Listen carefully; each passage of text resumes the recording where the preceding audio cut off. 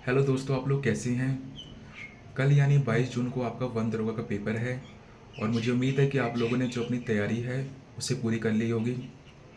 कल आपको कौन कौन से डॉक्यूमेंट्स लेकर जाने हैं और एग्ज़ामिनेशन में किन किन बातों का ध्यान देना है, उसी टॉपिक को लेकर मैंने ये वीडियो बनाई है। तो आपको 3 डॉक्यूमेंट्स लेकर जाने हैं। सबसे मेन बात आती है आपकी एडमिट कार्ड की। तो आपको एडमिट कार्ड लेकर जाना है। दूसरा एक आईडी प्रूफ लेकर जाना है। और जो भी आपका आईडी प्रूफ रहेगा, जैसे कि आधार कार्ड हो गया, वोटर आईडी कार्ड हो गया या फिर ड्राइविंग लाइसेंस हो गया, ये कोई भी चीज़ आपको ओरिजिनल लेकर जानी है। कुछ लोग मुझे मैसेज कर रहे थे कि सिर्फ फ़ोटोकॉपी लेकर जाएं, तो आपको फ़ोटोकॉपी लेकर नहीं जानी, आपको ओरिजिनल लेकर जाना है। चाहे आप आधार कार्ड लेकर जाएं, चाहे वोटर आईडी या फिर ड्राइविंग लाइसेंस या फिर कोई और आईडी प्रूफ, ये आपके पास ओरिजिनल में होना चाहिए। थर्ड आता है आपका, 2 फोटोग्राफ्स लेकर जाएंगे आप। अगर आपके पास रीसेंट फ़ोटोग्राफ्स हैं तो फ़ोटोग्राफ लेकर चले जाना। और साथ ही साथ आपको 2 ब्लैक बॉल पेन लेकर जाना है। याद रहे, ब्लैक बॉल पेन, वो भी आपको 2 लेकर जाएंगे तो आपको कोई दिक्कत नहीं होगी। तो ये 4 चीज़ें आप एग्ज़ामिनेशन में लेकर जाएंगे। और इसके अलावा अगर आपके सेंटर वाले अलाउ करते हैं तो आप एनालॉग वॉच ले आ सकते हैं। कुछ कुछ सेंटर एनालॉग वॉच अलाउ नहीं करते, तो आप अपने हिसाब से देख लीजिएगा। तो वैसे एग्जामिनेशन में ये 4 ही चीज़ों की ज़रूरत पड़ेगी आप लोगों को, तो ये 4 चीज़ें आप लेकर ज़रूर जाएं। अब आते हैं आपके एग्जामिनेशन के बारे में। आपने 6-7 महीने से एग्ज़ाम की तैयारी करी है, तो आज एक दिन बचे हैं आप एग्जामिनेशन में, तो एक दिन नहीं भी पढ़ेंगे तो कोई इफेक्ट नहीं पड़ेगा।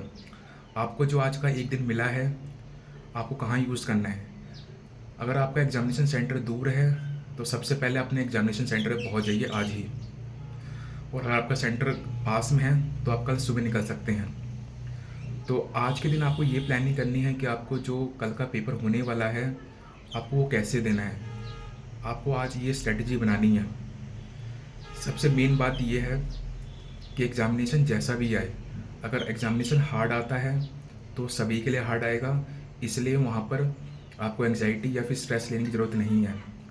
और अगर एग्ज़ामिनेशन आसान आता है तो सभी के लिए आसान आया है, इसलिए ओवर एक्साइटेड होकर वहाँ पर आते हुए क्वेश्चंस गलत मत कर देना।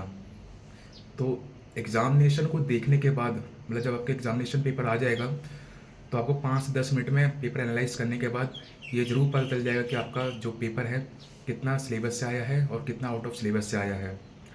इसलिए पैनिक होने की ज़रूरत नहीं है। अपने माइंड को, अपने नर्व्स को कंट्रोल करने की ज़रूरत है। अगर आउट ऑफ सिलेबस के क्वेश्चंस आपको दिखते हैं कि ज़्यादा आए हैं, तो बिल्कुल घबराना नहीं। जितने भी सिलेबस के क्वेश्चंस आए हैं उन्हें ठीक कर दोगे तो आपका सिलेक्शन हो जाएगा। मान के चलो अगर 25 क्वेश्चंस आउट ऑफ सिलेबस आए हैं, तो बाकी 75 क्वेश्चंस आपको पूरे एक्यूरेसी के साथ सही करने हैं। तो अगर आपके 75 नंबर आ जाते हैं तो डेफिनेटली आपका सिलेक्शन हो जाएगा।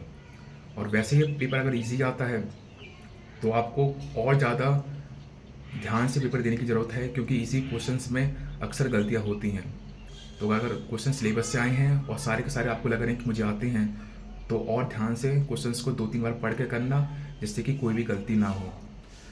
तो ये मान के चलना कि 15 से 20 क्वेश्चन बाहर से आएंगे आउट ऑफ सिलेबस देखने के बाद, चाहे वो बायो में आए, चाहे फिजिक्स में आए, केमिस्ट्री, मैथ्स या किसी भी टॉपिक में आए, तो आपको इसकी टेंशन लेने की ज़रूरत नहीं है। आपको बस ये ध्यान रखना है, आपने जो भी पढ़ा है, जो भी सिलेबस से क्वेश्चंस आए हैं, उसे करने की सही से ज़रूरत है। इस बात को ध्यान रख लो और इसके हिसाब से स्ट्रेटजी बना लेना। अब आप अपने हिसाब से देख लेना कि आपको पहले कौन सा सेक्शन करना है। अगर आपका जो भी फेवरेट सेक्शन है उससे पेपर आप अपना स्टार्ट कर सकते हो। जैसे कि अगर आपको फिज़िक्स पसंद है तो फिज़िक्स से स्टार्ट करो, बायो पसंद है तो बायो से स्टार्ट करो, जो भी पसंद है वहाँ स्टार्ट करना। मेरे हिसाब से मैथ्स को आप लोग लास्ट में करना, और मैथ्स के लिए कम से कम 40 से 45 मिनट बचा लेना, क्योंकि आपके थ्योरी क्वेश्चंस जल्दी हो जाते हैं। वहाँ पे टाइम बचा लोगे तो आपको मैथ्स के लिए काफ़ी टाइम मिल जाएगा और मैथ्स के क्वेश्चंस भी हो जाएंगे और आपको कोई टाइम की दिक्कत नहीं होगी। तो ये सारी चीज़ें याद रखनी है। अब कल आपका पेपर है, तो आपने जो भी पढ़ा है उसी पर कॉन्फिडेंस रखिए। 6-7 महीने की तैयारी आपकी वेस्ट नहीं जाएगी। अगर आपने सीरियसली प्रिपेयर किया होगा, आपके कंसेप्ट क्लियर होंगे और एग्ज़ाम में पैनिक मोड में नहीं आओगे। ये मत सोचना कि भाई 6-7 महीने मैंने पढ़ा है तो वो बेकार चले जाएंगे, ऐसा नहीं है। अगर आपने ध्यान से पेपर दोगे, थोड़ी बहुत छोटी मोटी गलतियाँ नहीं करोगे, तो आपके नंबर अच्छे भी आएंगे और आपका सिलेक्शन हो जाएगा। कल पेपर है तो कोशिश करना कि आज प्रॉपर सही टाइम पर सो जाओ, जिससे कि आपको कोई दिक्कत ना हो। कोशिश करो कि 7 से 8 घंटे की नींद ले लो। अच्छी डाइट लेना, जिससे एग्जामिनेशन में कोई दिक्कत ना हो। फास्ट फूड अवॉइड मत करना। फास्ट फूड हो गया, इसे अवॉइड करना, ठीक है, सॉरी मत बोल दिया मैंने। तो फास्ट फूड अवॉइड करना, ठीक है। घर का खाना खाओ। बाहर गए हो तो कोशिश करना कि ऐसे होटल में खाना खाओ जहाँ पर आपको घर का खाना मिल जाए या घर के जैसा खाना मिल जाए, जिससे कि आपको कोई एसिडिटी की प्रॉब्लम ना हो। नहीं तो एग्जामिनेशन में एसिडिटी की प्रॉब्लम हो जाएगी, माइंड कहीं और चला जाएगा, आते हुए क्वेश्चंस गलत हो जाएंगे। तो ये छोटी मोटी चीज़ें हैं जिससे कि आपको दिक्कत हो सकती है। अच्छी से नींद लो, अच्छा से रेस्ट लो, माइंड को काम रखो, जिससे कि कोई दिक्कत ना हो। क्योंकि अगर माइंड को शांत रखोगे तभी देखना आपका पेपर बहुत ही अच्छा जाएगा। और कॉन्फिडेंस रखो कि मैंने जो पढ़ा है वही एग्जामिनेशन में आने वाला है, वही सिलेबस से आएगा, मैं सारे क्वेश्चन सही से कर दूंगा और मेरा सिलेक्शन हो जाएगा। अभी से पॉजिटिव माइंड लेके चलोगे तो पेपर भी अच्छा जाएगा। हाँ, पहले 5-10 मिनट में पेपर एनालाइज करने के बाद बिल्कुल भी पैनिक मत होना। क्वेश्चंस कम आ रहे हैं आपको तो उन्हें सही से कर देना, ठीक है। अगर सारे क्वेश्चंस आते हैं तो उसको भी ध्यान से करना। ओवर कॉन्फिडेंस और ओवर एक्साइटेड होने की ज़रूरत नहीं है, या फिर नर्वसनेस होने की बिल्कुल भी ज़रूरत नहीं है। पेपर जो आ रहा है वो सभी के लिए वैसे ही आ रहा है। अगर आपको लगता है कि बायो 11-12 की आ चुकी है तो याद रखना वो सबके लिए आई है। तो जो 9-10 से आया है वो सही करोगे तो सबसे आगे निकल जाओगे।